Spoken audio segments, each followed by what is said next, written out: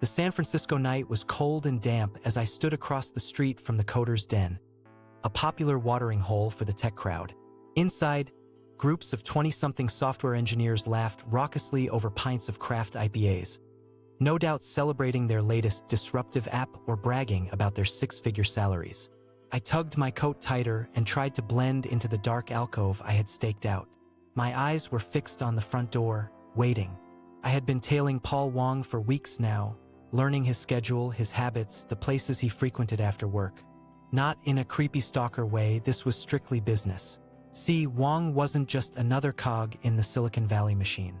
He was a mathematician at Instagram, part of the shadowy cabal behind the algorithm that dictated what billions of users saw in their feeds each day.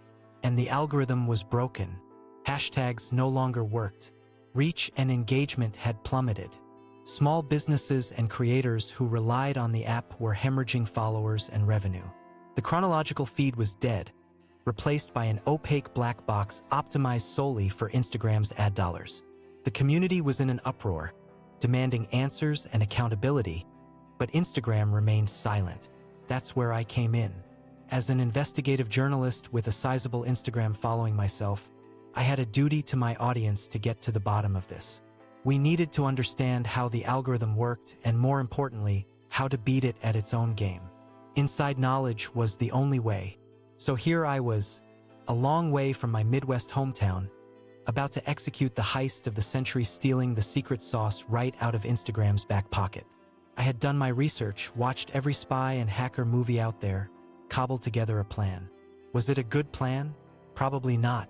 Was I in over my head? Almost certainly. But I couldn't sit idly by anymore while Instagram toyed with livelihoods and sowed chaos.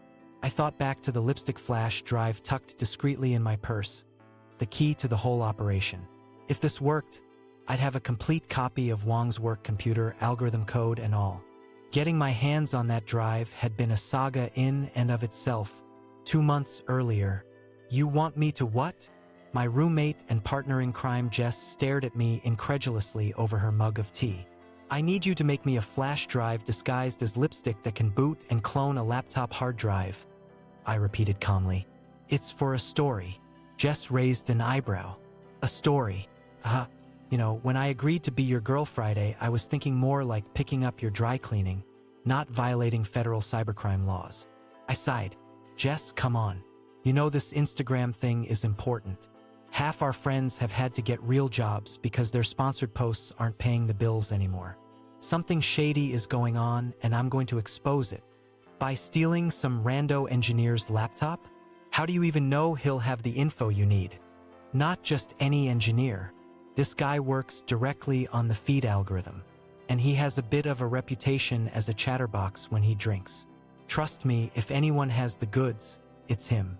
I just need to get close enough to clone the drive. I clasped my hands together in a pleading gesture. Please, Jess, you're the only one I know with the skills to pull this off. I'll owe you big time. Jess rolled her eyes. You already owe me big time for covering last month's rent when you blew your money on spy gear. But fine, I'll do it. But just so we're clear, I am not baking you a file in a cake if you get caught. Deal, I grinned. And so, after many late nights of Jess hunched over a soldering iron cursing up a storm, we had our lipstick drive. The plan was fairly simple. I would pose as a flirty bar patron, get Wong out of the bar and away from his friends and laptop, then discreetly clone his hard drive in the ladies' room. Easy peasy lemon squeezy. Now the moment of truth had arrived. I watched as Wong and his posse of tech brothers swaggered out of the office and down the street, making a beeline for the bar as they did every Thursday night. Through the window, I could see them snag a table, order a round, get lost in animated conversation. I counted down the minutes until my entrance. When I judged that they were a couple drinks in, I took a deep breath, adjusted my tight dress and pushed through the heavy wooden door. The bar was dimly lit and cozy, all exposed brick and gleaming taps. I made my way to the counter and perched on a stool, ordering a brandy from the scruffy bartender. Liquid courage. I turned casually and caught Wong's eye across the room. Time to turn on the charm. I flashed him a coy smile, then quickly glanced away, feigning a pretty blush. When I dared to peek back, He was still staring. Hook, line, and sinker. I thought back to that horrifically embarrassing moment from high school, my epic wipeout in the cafeteria in front of the entire student body. Meatloaf in my hair, my face stinging with humiliation. Even now, the memory brought a flush to my cheeks. But hey, maybe reliving that trauma would pay off for once, and this guy would think I was actually blushing for him. Sure enough, after a moment, Wong was extricating himself from his buddies and ambling over in what he clearly thought was a sexy swagger. I pretended to be engrossed in my drink as he slid onto the stool beside me. "Hi there," he said, propping an elbow on the bar and flashing a toothy grin. "I couldn't help but notice you from across the room." I'm Paul. I glanced up and gave him a shy smile. Oh, I'm Cassie. He leaned in closer. "You have the most captivating eyes, Cassie. What's a gorgeous girl like you doing drinking alone?" I suppressed the urge to roll said captivating eyes. This guy was laying it on thick. I was going to have to play the naive ingenue to keep him interested. I twirled a lock of hair around my finger. "Oh, just unwinding after a long day. I'm a junior designer at a startup and we're in crunch mode on a big project." "What about you?" "Let me guess. Tech industry." I pointedly eyed his faded hoodie with some startup's logo. His chest puffed out a bit. "Yeah, I'm a mathematician at Instagram. I work on the algorithms that decide what shows up in your feed." Bingo. Gotta love a man who humble brags. I made my eyes widen. Wow, that's so fascinating. Math is definitely not my strong suit. I can barely balance my checkbook. I gave a self-deprecating laugh, and we were off to the races. Wong launched into an impassioned spiel about Markov chains and neural networks and collaborative filtering, and a bunch of other jargon that made my eyes glaze over. I cooed appreciatively at all the right moments. So really the algorithm is just trying to predict what posts you'll engage with based on your past behavior and the behavior of other users similar to you. Of course, there are other parameters in the objective function, business considerations, and... He caught himself and laughed. "Sorry, I'm probably boring you to death. I tend to get carried away talking about my work." No, it's super interesting." I lied through my teeth. I've always been curious about how that all works under the hood. I know Instagram has gotten a lot of flack lately from users about the algorithm. They probably just don't understand the complexities and trade-offs that go into a system like that.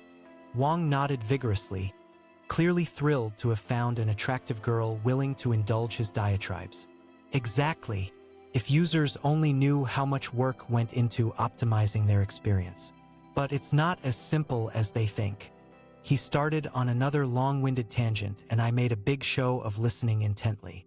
All the while, I was watching his friends out of the corner of my eye. After about 20 minutes, they seemed to be getting antsy. Perfect. I had a lot of empty flattery to cram into a short window.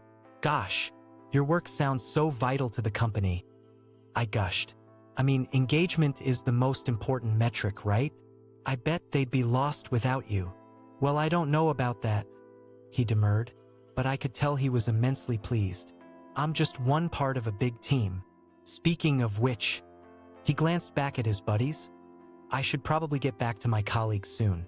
But Cassie, can I buy you dinner sometime?" "I'd love to." I cut him off before he could finish.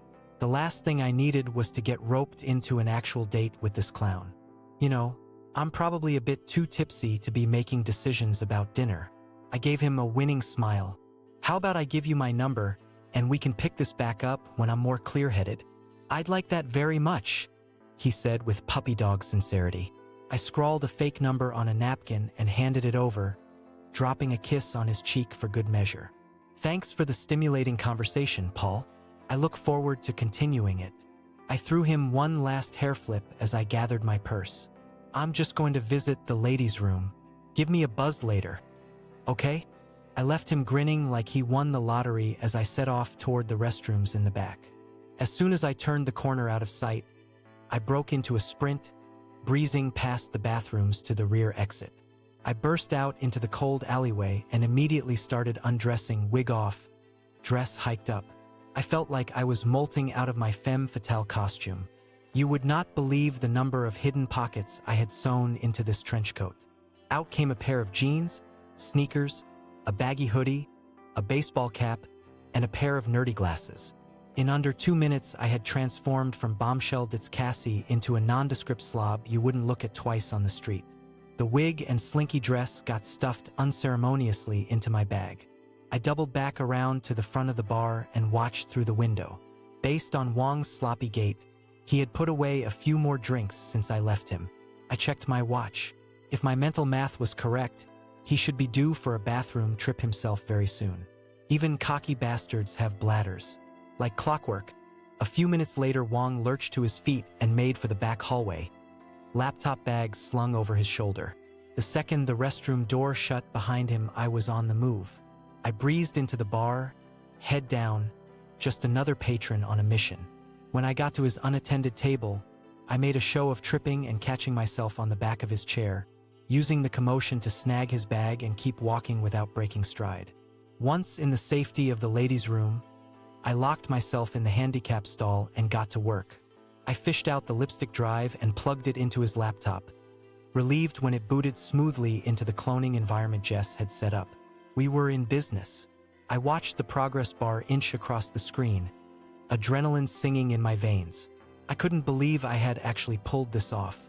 With every gigabyte copied, we were closer to unraveling the mysteries of the algorithm, closer to taking back control. After what felt like an eternity, the laptop chirped and flashed a message, "Drive clone successful."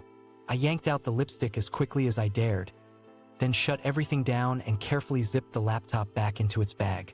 Wong was none the wiser. I flushed the toilet for verisimilitude and made my way back to Wong's table, where he was resettled with his friends. His laptop bag was sitting on the chair where I had left it. With an apologetic smile, I picked it up and handed it to him. Whoops, I think I grabbed this by accident on my way to the ladies.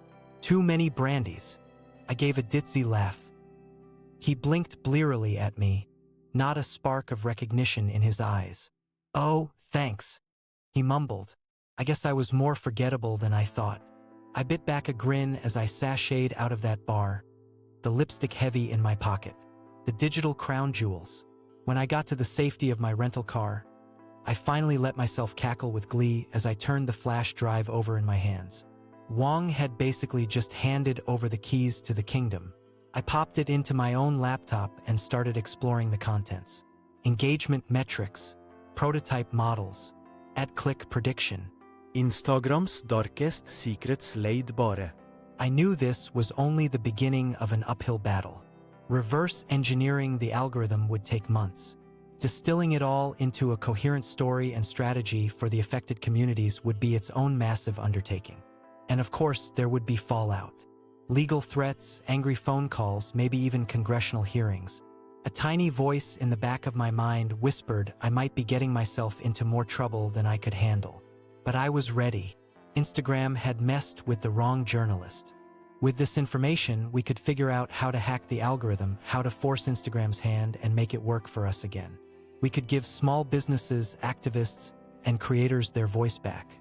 No more would we be at the mercy of Silicon Valley whims and profit margins. I peeled out of the alley and pointed my car towards the interstate. I had a story to write. Instagram wouldn't know what hit it,